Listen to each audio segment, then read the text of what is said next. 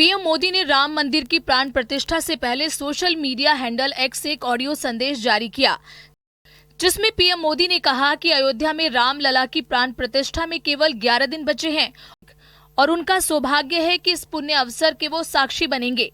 प्रभु ने मुझे इस प्राण प्रतिष्ठा के दौरान भारतवासियों का प्रतिनिधित्व करने का निमित्त बनाया है। इसे ध्यान में रखते हुए वो आज से 11 दिन का विशेष अनुष्ठान करने जा रहे हैं। उन्होंने जनता जनार्दन से उनके आशीर्वाद की भी अपील की। इस समय अपनी भावनाओं को शब्दों में कह पाना उनके लिए मुश्किल है, ऐसा उन्होंने अपने ऑडियो संदेश में कहा। अयोध्या में रामलला की प्राण प्रतिष्ठा से पहले पीएम मोदी का ये विशेष अनुष्ठान होने जा रहा है, जिसे आज से शुरू किया गया है। इसके अलावा प्रधानमंत्री नरेंद्र मोदी 27वें राष्ट्रीय युवा महोत्सव का उद्घाटन करने के लिए नासिक में हैं। वहां वो राष्ट्रीय महोत्सव का उद्घाटन करने से पहले 1.5 मीटर लंबा रोड शो भी किए। रोड शो में उनके साथ महाराष्ट्र के सीएम एकनाथ शिंदे और उप मुख्यमंत्री देवेंद्र फडणवीस भी मौजूद रहे। इसके बाद पीएम कालाराम मंदिर के राम घाट पर पूजा अर्चना करने भी पहुंचे। आप देख सकते हैं कि पीएम मोदी किस तरीके से बड़े श्रद्धा भाव के साथ पूजा अर्चना कर रहे हैं। सियावर रामचंद्र की जय। मेरे प्यारे देशवासियों, राम राम। जीवन के कुछ क्षण ईश्वरीय आशीर्वाद की वजह से ही यथार्थ में बदलते हैं। आज हम सभी भारतीयों के लिए, दुनिया भर में फैले राम भक्तों के लिए ऐसा ही पवित्र अवसर है। हर तरफ प्रभु श्री राम की भक्ति का अद्भुत वातावरण, चारों दिशाओं में राम नाम की धुन, राम भजनों की अद्भुत सौंदर्य माधुरी। हर किसी को इंतजार है 22 जनवरी का, उस ऐतिहासिक पवित्र पल का।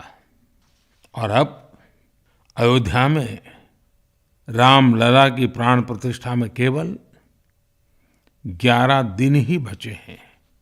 मेरा सौभाग्य है कि मुझे भी इस पुण्य अवसर का साक्षी बनने का अवसर मिल रहा है।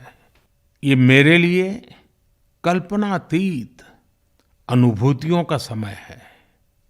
मैं भावुक हूँ, भाव विह्वल हूँ। मैं पहली बार जीवन में इस तरह के मनोभाव से गुजर रहा हूँ। मैं एक अलग ही भाव भक्ति की अनुभूति कर रहा हूँ। मेरे अंतर मन की ये भाव यात्रा मेरे लिए अभिव्यक्ति का नहीं, अनुभूति का अवसर है।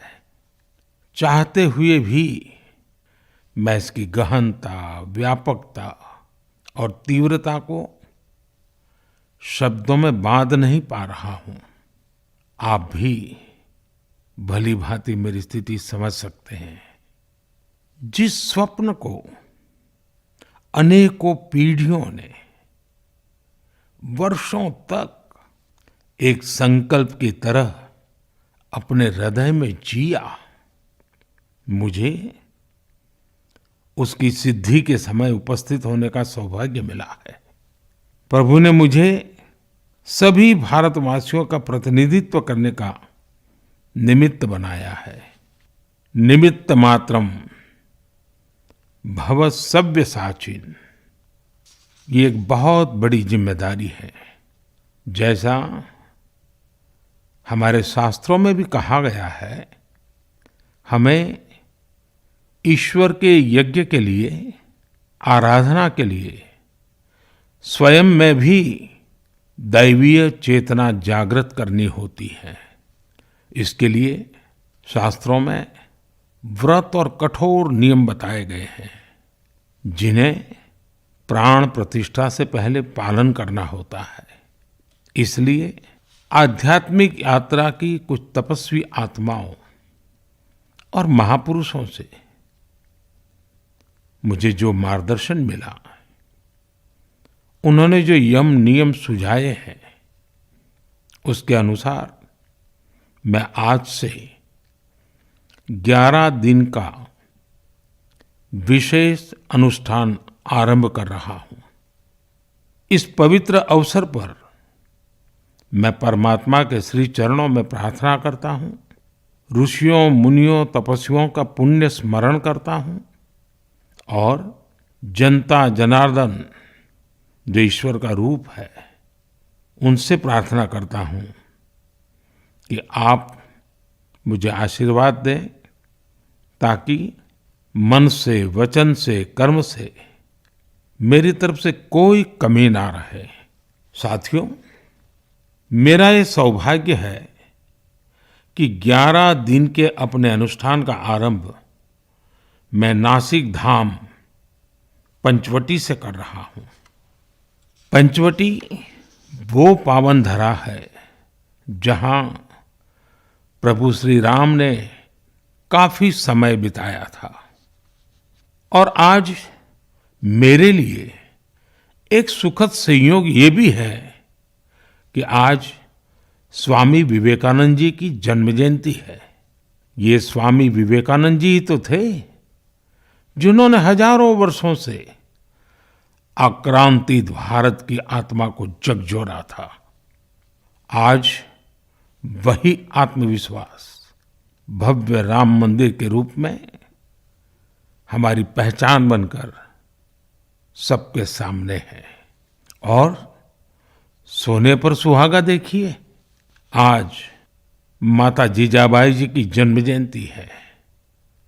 माता जीजाबाई जिन्होंने छत्रपति शिवाजी महाराज के रूप में एक महामानव को जन्म दिया था।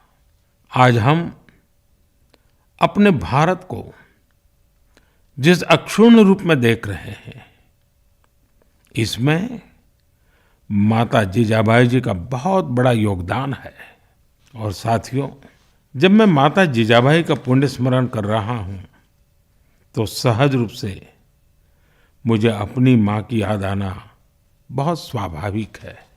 मेरी माँ जीवन के अंत तक माला जपते हुए सीताराम का ही नाम भजा करती थी। साथियों, प्राण प्रतिष्ठा की मंगल घड़ी, चराचर सृष्टि का वो चैतन्य पल, आध्यात्मिक अनुभूति का वो अवसर, गर्भगृह में उस पल क्या कुछ नहीं होगा। साथियों, शरीर के रूप में तो मैं उस पवित्र पल का साक्षी बनूंगा ही, लेकिन मेरे मन में, मेरे हृदय के हर स्पंदन में 140 करोड़ भारतीय मेरे साथ होंगे। आप मेरे साथ होंगे, हर राम भक्त मेरे साथ होगा और वो चैतन्य पल हम सबकी सांझी अनुभूति होगी। मैं अपने साथ राम मंदिर के लिए अपने जीवन को समर्पित करने वाले अनगिनत व्यक्तित्वों की प्रेरणा लेकर जाऊंगा। त्याग तपस्या की वो मूर्तियां, 500 साल का धैर्य, दीर्घ धैर्य का वो काल, अनगिनत त्याग और तपस्या की घटनाएं, दानियों की, बलिदानियों की गाथाएं, कितने ही लोग हैं जिनके नाम तक कोई नहीं जानता, लेकिन जिनके जीवन का एकमात्र ध्येय रहा है भव्य राम मंदिर का निर्माण। ऐसे असंख्य लोगों की स्मृतियां मेरे साथ होगी।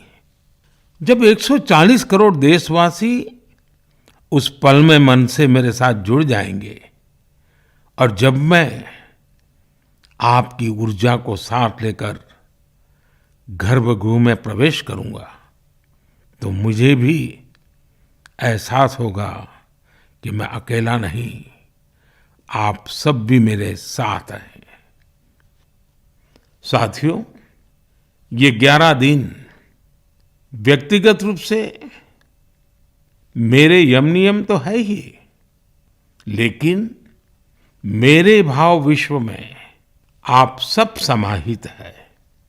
मेरी प्रार्थना है कि आप भी मन से मेरे साथ जुड़े रहें। रामलला के चरणों में मैं आपके भावों को भी उसी भाव से अर्पित करूंगा जो भाव मेरे भीतर उमड़ रहे हैं।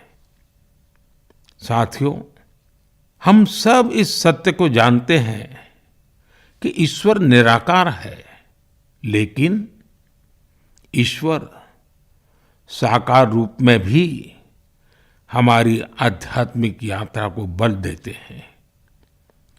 जनता जनार्दन में ईश्वर का रूप होता है, ये मैंने साक्षात देखा है, महसूस किया है।